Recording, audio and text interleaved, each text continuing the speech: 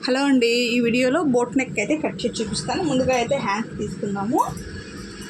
1/2 inch ఖర్చు కోసం తీసుకోండి. హ్యాండ్ పొడవు వచ్చేటప్పటికి 10 ఇంచులు హ్యాండ్ పొడవు, ఒక 1/2 ఇంచ్ ఖర్చు కోసం అండి. దీన్ని స్ట్రైట్గా ఒక లైన్ గీసుకొని ఒక 3 ఇంచులు చంక డౌన్ చేసుకోండి.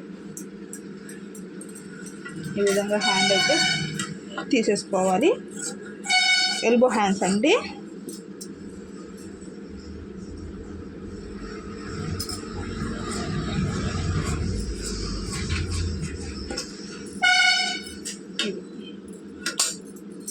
ఇప్పుడు బోట్ నెక్ కాబట్టి మనకి బ్యాక్ ఓపెన్స్ ఏనండి. ఇటు సైడ్ ఓపెన్స్ ఉండే సైడ్ ఫస్ట్ బ్యాక్ పార్ట్ అయితే కట్ చేసుకుందాం. మనము ఫ్లోరల్ డిజైన్ అనమాట బ్లౌజ్ ఇది.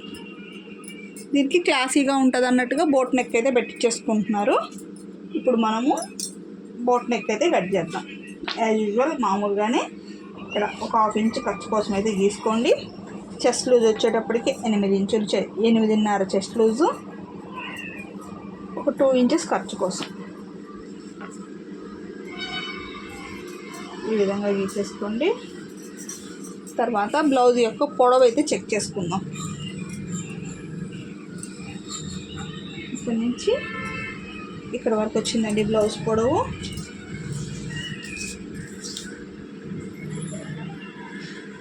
పదహైదు ఇంచులు దాకా ఉందన్నమాట బ్లౌజ్ పొడవు.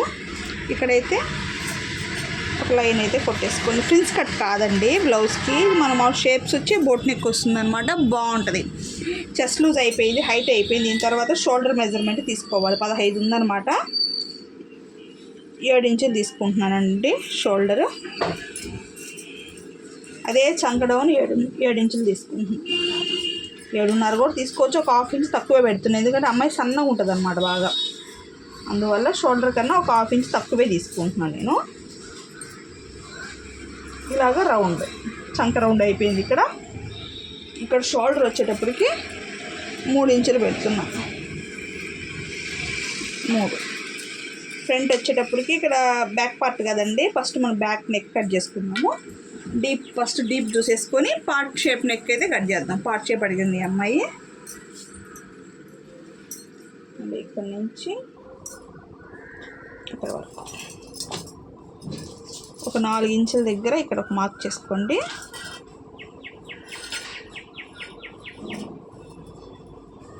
అంతే. ఈ విధంగా చూసారా చక్కగా వచ్చింది బ్లౌజ్ అయితే. దీన్ని అయితే కట్ చేసేసుకున్నాం.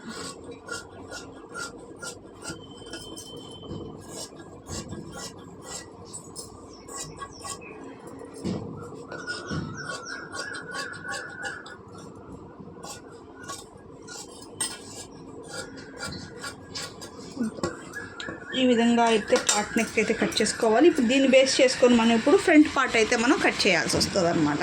ఇప్పుడు ఓపెన్ సైడ్ వైపు పెట్టుకోవాలి. పెట్టేసుకొని ఏ విధంగా జస్ట్ పోయేంతను సేమ్ కూడా చూడాల్సి వస్తుంది. షేప్ మనకి బోట్ నెక్ వస్తుంది, చాలా బాగుంటుంది. ఇలా పెట్టేసుకున్న తర్వాత సేమ్ ఇది ఎలా అయితే ఉందో అలాగా గీసేసుకోండి. గీసేసుకున్నారంటే చెస్ట్ పొడవు కూడా చూసేసుకోండి. ఒకసారి అది బ్లౌజ్లో నుంచి చెస్ట్ పొడవు కూడా చెక్ చేసుకోవాలి. ఈ షోల్డర్ కాడ నుంచి ఇక్కడికి వచ్చిందండి చెస్ట్ పొడవు. ఇక్కడికి మార్క్ చేసేసుకొని దీన్ని కూడా సేమ్ ఇంతకుముందు ఎలాగైతే మర్చుకున్నారో అలానే మార్క్ చేసుకోవాలి. ఓకేనా? ఇక్కడ ఒక మార్క్ చేసుకోండి. ఇప్పుడు ఫస్ట్ అవుట్ సైడ్ మొత్తం నీట్గా కట్ చేసేసుకుందాం.